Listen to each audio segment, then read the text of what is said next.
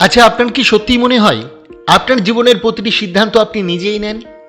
আপনি কি নিশ্চিত কেউ আপনাকে অদৃশ্যভাবে প্রভাবিত করছে না? আপনি কি মনে করেন আপনি যথেষ্ট বুদ্ধিমান এবং কাউকে দিয়ে আপনাকে ভুল সিদ্ধান্ত করানো সম্ভব নয়? তাহলে মাত্র 1 মিনিটের জন্য একটা ছোট্ট ঘটনা কল্পনা করুন।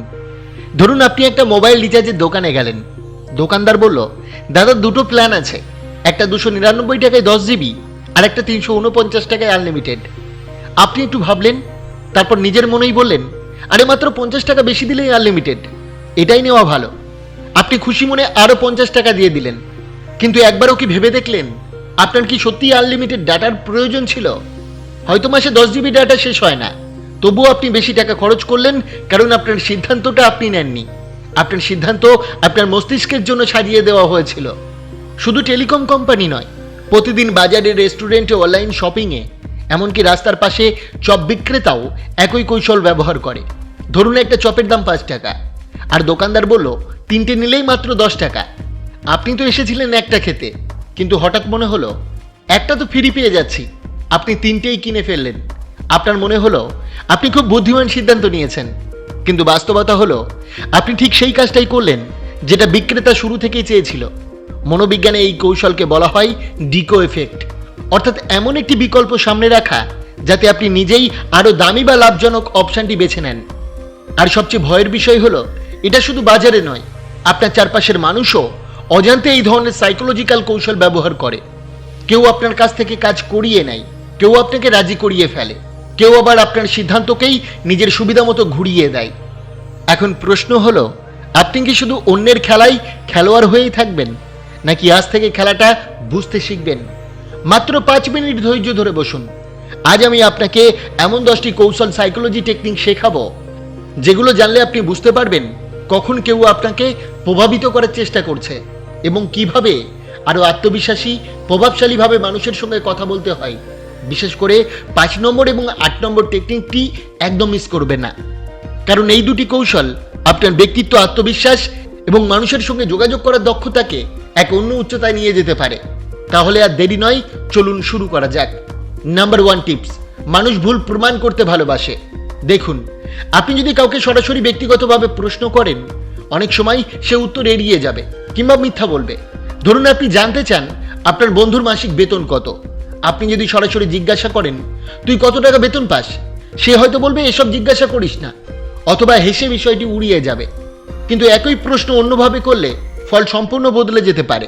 আপনি বললেন, শুনলাম তুই নাকি 15,000 টাকা বেতন পাস, এতে কি চলে? ব্যাস, অনেক সময় সে সঙ্গে সঙ্গে বলে উঠবে, আরে 15,000 টাকা কেন হবে, আমি তো তার চেয়ে অনেক বেশি পাই। খেয়াল করবেন, সে আপনার প্রশ্নের উত্তর দেয়নি, কিন্তু আপনার ভুলটা শুধরে দিতে গিয়েই সঠিক তথ্য নিজেই বলে দিল। কারণ মানুষের একটা স্বাভাবিক মানসিক প্রবণতা হলো নিজেকে সঠিক প্রমাণ করা। তারা চায় অন্যের ভুল ধরিয়ে দিতে। তবে মনে রাখবেন, এই কৌশলটি ব্যবহার করবেন শুধুমাত্র সাধারণ ও নিরীহ কথোপকথনে, কারো ব্যক্তিগত গোপনীয়তা ভাঙার জন্য নয়। এই মানসিক প্রবণতাকে বুঝতে পারলে আপনি মানুষের প্রতিক্রিয়া অনেক ভালোভাবে অনুমান করতে পারবেন। নাম্বার 2, ছোট অনুরোধ দিয়ে শুরু করুন। আপনি কি লক্ষ্য করেছেন, কেউ যদি প্রথমেই বড় একটা সাহায্য চায়, আমরা বেশিরভাগ সময় না বলে দিই, কিন্তু যদি প্রথমে খুব একটা ছোট অনুরোধ করে, তখন আমরা সহজেই রাজি হয়ে যাই। ধরুন কেউ এসে বলল, ভাই তোমার কলমটা একটু দেবেন। আপনি দিয়ে দিলেন। এরপর সে বলল, একটা কাগজ দেবেন। তারপর, আমি এটা লিখতে পারছি না, একটু লিখে দিতে পারবেন? খেয়াল করুন, প্রথমে ছোট সাহায্য করতে গিয়েই আপনি ধীরে ধীরে বড় সাহায্য করে ফেললেন। মনোবিজ্ঞানে এটাকে বলা হয় foot in the door technique, কারণ একবার হ্যাঁ বললে পরের হ্যাঁ বলা অনেক সহজ হয়ে যায়। তাই কেউ যদি ধীরে ধীরে আপনার কাছ থেকে বড় কিছু আদায় করার চেষ্টা করে, সতর্ক থাকুন। নাম্বার 3, উপকারের প্রতিদান। মানুষের একটি স্বাভাবিক অভ্যাস হলো যে তাকে সাহায্য করে তার উপকার ফিরিয়ে দিতে চায়। এটাকে কাজে লাগায় অনেক ব্যবসায়ী। ধরুন কোনো দোকানে ঢুকতেই আপনাকে 1 গ্লাস ঠান্ডা জল অথবা একটা ছোট্ট উপহার দিল। আপনার অবচেতন মন তখন ভাবতে শুরু করে, এরা তো আমার জন্য কিছু করলো। ফলে কিছু না কিনে বেরিয়ে আসতে আপনার অস্বস্তি হয়। এটাই রিসিপ্রোসিটি প্রিন্সিপাল। তাই কেউ যদি অকারণে ভালো ব্যবহার করে, কারণটা বোঝার চেষ্টা করুন। নাম্বার 4, আচরণের প্রতিফলন। আপনি কি জানেন, মানুষ নিজের মতো মানুষকে অজান্তেই বেশি বিশ্বাস করে। তাই দক্ষ যোগাযোগকারীরা সামনের মানুষের কথা বলার গতি, হাসি, বসার ভঙ্গি, এমনকি শরীরের ভাষার সঙ্গে হালকা মিল রেখে চলেন। একেই বলে মিররিং। তবে এটা যেন অভিনয় না লাগে। স্বাভাবিকভাবে করলে মানুষ আপনার সঙ্গে অনেক দ্রুত স্বস্তি অনুভব করবে। নাম্বার 5, নীরবতার শক্তি।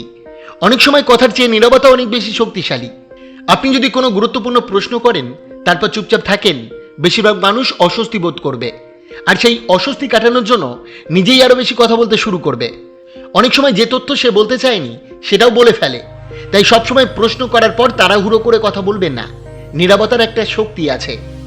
নাম্বার 6, একটি ভালো দিক পুরো মানুষটাকে ভালো মনে করায়। ধরুন কেউ খুব সুন্দর পোশাক পরে এসেছে, আপনি হয়তো ভাবলেন লোকটা খুব ভদ্র, খুব বুদ্ধিমান, খুব সফল, কিন্তু আপনি কি সত্যি তাকে চেনেন? না, শুধু একটা ভালো বৈশিষ্ট্য দেখে আপনি পুরো মানুষটাকে ভালো ভেবে ফেলেছেন। এটাই হ্যালো ইফেক্ট। তাই শুধু চেহারা, পোশাক অথবা মিষ্টি কথার উপর ভরসা করবেন না, মানুষকে তার কাজ দিয়ে বিচার করুন। নাম্বার 7, দুষ্প্রাপ্য জিনিসের মূল্য বেশি মনে হয়। মাত্র আজকের অফার, স্টক শেষ হয়ে যাচ্ছে, আর মাত্র 2টো বাকি। এই কথাগুলো আপনি নিশ্চয়ই বহুবার শুনেছেন। কারণ মানুষ মনে করে যেটা কম পাওয়া যায় সেটাই মূল্য বেশি। তাই অনেক সময় আমাদের কোনো প্রয়োজন না থাকলেও শুধু সুযোগ হাতছাড়া হয়ে যাবে ভেবে আমরা কিনে ফেলি। পরের বার এই ধরনের অফার দেখলে নিজেকে একটা প্রশ্ন করুন, আমার সত্যি কি এটা দরকার, নাকি আমি তাড়াহুড়ো করছি? নাম্বার 8, একই তথ্য ভিন্নভাবে বললেই সিদ্ধান্ত বদলে যায়। একটি খাবারের প্যাকেটে লেখা আছে 95% ফ্যাট ফ্রি, অন্যটাতে লেখা আছে 5% ফ্যাট রয়েছে। দুটো তথ্য একই, কিন্তু বেশিরভাগ মানুষ প্রথমটাকেই বেশি স্বাস্থ্যকর মনে করে। কারণ তথ্য নয়, তথ্যটা কিভাবে উপস্থাপন করা হয়েছে সেটাই আমাদের সিদ্ধান্ত বদলে দেয়। তাই কোনো সিদ্ধান্ত নেওয়ার আগে শুধু কথা শুনবেন না, পুরো ছবিটা দেখুন। নাম্বার 9, যে আপনার জন্য ছোট উপকার করে সে আপনাকে আরো পছন্দ করতে পারে। শুনতে অবাক লাগলেও কেউ যদি আপনার জন্য একটা ছোট্ট উপকার করে, অনেক সময় সে আপনাকে আরো ইতিবাচকভাবে দেখতে শুরু করে। কারণ তার মস্তিষ্ক নিজেই যুক্তি খোঁজে, আমি যেহেতু ওকে সাহায্য করেছি তাই নিশ্চয়ই ও খারাপ মানুষ নয়। তাই সবসময় শুধু সাহায্য চাইবেন না, আবার অপ্রয়োজনীয় বড় অনুরোধও করবেন না। ছোট, ভদ্র এবং যৌক্তিক অনুরোধ সম্পর্ককে আরো স্বাভাবিক করতে পারে। নাম্বার 10, মানুষের নাম ব্যবহার করার শক্তি। একজন মানুষের কাছে পৃথিবীর সবচেয়ে মধুর শব্দগুলোর একটি হলো তার নিজের নাম। আপনি যখন কথা বলার সময় ভদ্রভাবে তার নাম ব্যবহার করেন, তখন সে অনুভব করে আপনি তাকে গুরুত্ব দিচ্ছেন। ফলে কথোপকথনে বিশ্বাস, স্বস্তি এবং সংযোগ অনেক দ্রুত তৈরি হয়। তবে অতিরিক্ত নাম ব্যবহার করবেন না, তাহলে সেটা কৃত্রিম মনে হবে। সঠিক সময়ে স্বাভাবিকভাবে মানুষের নাম ব্যবহার করুন, এটাই একজন ভালো যোগাযোগকারীর অন্যতম বড় গুণ। বন্ধুরা, আশা করি এই 10টি টেকনিক আপনার অনেক উপকারে আসবে। অবশ্যই ভিডিওটিকে একটি লাইক করবেন, কমেন্ট করবেন, প্রিয়জনের কাছে শেয়ার করতে ভুলবেন না। আপনাকে অসংখ্য ধন্যবাদ ভিডিওটি শেষ পর্যন্ত দেখার জন্য।